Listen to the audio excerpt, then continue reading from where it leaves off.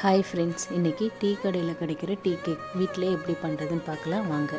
6 முட்டை எடுத்து எல்லோவையும் ஒயிட்டையும் தனித்தனியாக செப்ரேட் பண்ணி வச்சுக்கிறேன்.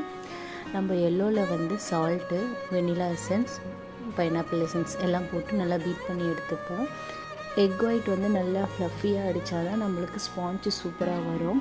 இப்போ அடித்ததுக்கப்புறமா எல்லோவையும் சேர்ந்து பீட் பண்ணிவிட்டு ஆயில், மில்க்கு, பவுடர் சுகர் இதையும் நல்லா பீட் பண்ணி எடுத்துடலாம்.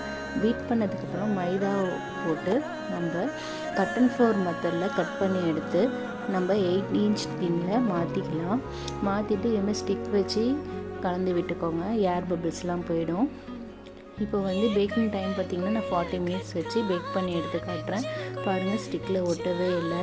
கட் பண்ணி காட்டுறேன் ஃப்ரெண்ட்ஸ். இப்போது பாருங்கள், நம்மளுக்கு கடையில் கிடைக்கிற மாதிரியே டீ கேக் நம்ம வீட்டிலே செஞ்சாச்சு. நீங்களும் இதை ட்ரை பண்ணி பாருங்கள். Thank you friends.